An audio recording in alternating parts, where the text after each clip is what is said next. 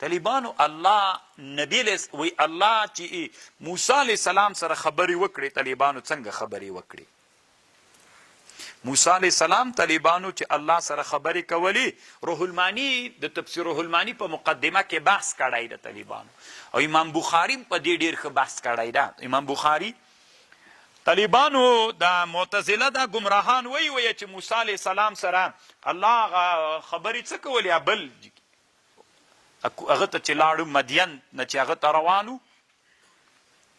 فخلعنا علیک انک بالوعد المقدس طوا اذهب، هغه خبرې والته طالبانو وی خبرې الله په ونه کې پیدا کړلې، ونې نه موسی علیه السلام اوریدلې. امام ابو الحسن اشعری وی د اعتزال عقیده، امام ابو الحسن اشعری وی دی الله کلام نفسی واورید، یو کلام لفظی ده یو کلام نفسی ده، دی الله کلام نفسی واورید حضرت موسی علیه السلام.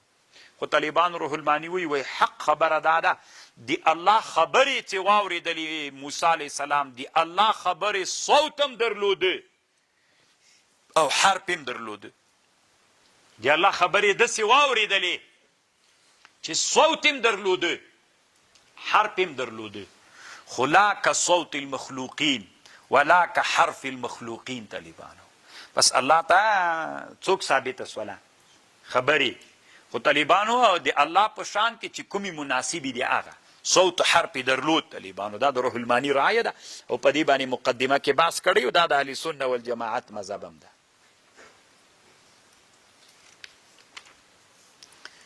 یو کتاب د طالبانو یو عالم جوړ کړی عوارف المعارف نومیږي، د علامه سهروردي کتاب.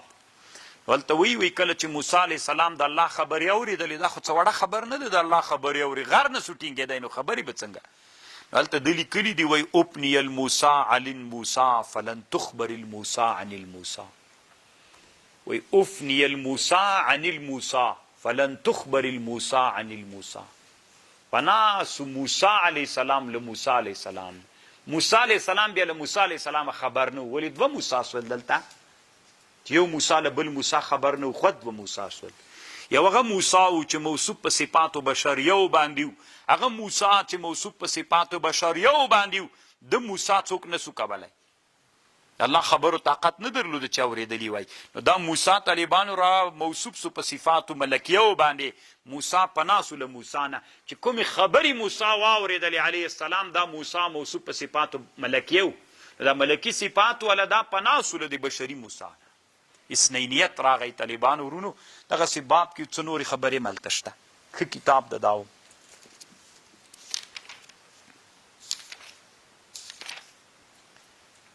او طالبانو ورونو د الله لیدل په خوب کې څنګه دي؟ دا هم ډېره جنجالي مسله ده. بعضې خلک وی څوک وی الله مې په خوب کې لیده، وي کافر ده. قاضي خان کې هم طالبانو د کفر فتوا کړې، سړی وی چې ما الله په خوب کې لیده، دا کافر. خو دا خبر صحیح نه ده طالبانو. روح المانی دلته ډېر ښه بحث ورباندې کړی. که سړی نبی علیه السلام الله په خوب کې ویني دا صحیح ده، سره له کیفیته، که داسې وایي داسې مې ولیده، داسې کیفیت یې ورسره و، یعنې خوب کې دې ولید الله دې په خوب کې سره له کیفیته طالبانو پروا نه کوي. کیفیت خو طالبانو چې هغه ده دنیا کې د خوب کې که کیفیت هم یې پروا نه کوي. روح المانی خپله بیا وایي چې ما په پلان کې وخت کې الله اوږد بحث یې په دې باندې کړ. موسی علیه السلام رب ولید که نه طالبانو دلته چې خبرې ورسره کوو، اول ته غوښتنه مو کړه. بعضې علما وی ویلي د بعضې علما وی، روح المانی وی صحیح خبر دا نه دی لیدلی. قال یا موسی انی اصطفیتک علی الناس، ما مختار کړی په خلکو برسالاتی و بکلماتی، فخذ ونس ما آتیتک وکن من الشاکرین وکتبنا له فی الالواح. الله وی منګو لیک دتا د تورات په تختو کې، وکتبنا مونږ لیکلي و دته په تختو کې دی هر شی، من کل شیء له هر شي نه موعظة وتفصیلا لکل شیء، فخذها وایخله موسی بقوه وامر قومک یأخذوا باحسنها، امر وکړه قوم ته چې اخذو کې په غ ښه باندې، ساریکم دار الفاسقین. دا تختی طالبانو د موسی علیه السلام ته چې تورات الله ورکړ، ټول څه باندې 14 تختې ولې یا اختلاف ته پکې، نو دا تختې د سدر د بیرې د ونې تختې وې، په دې کې تورات لیکلي. بیره طالبانو مونږ تاسې وطنو کې ما مخکې درته ویلي ول صرف یو خوست ولایت کې سته که نور بعضې ولایتونو کې والله اعلم. سأصرف عن آیاتی زردا سأصرف زبواړم دی عن آیات الذین یتکبرون فی الارض بغیر الحق وإن يروا اکدوی وویني هر علامه ایمان نه راوړي پې وإن يروا سبیل الرشد کدوی وویني لاره د هدایت لا يتخذوه سبیلا نیسی په لاره وإن يروا سبیل الغی خو که د ګمراهي لاره وویني يتخذوه سبیلا ذلك بأنهم كذبوا بآياتنا وكانوا عنها بغافلين والذين كذبوا بآياتنا ولقاء الآخرة حبطت أعمالهم هل يجزون إلا ما كانوا يعملون.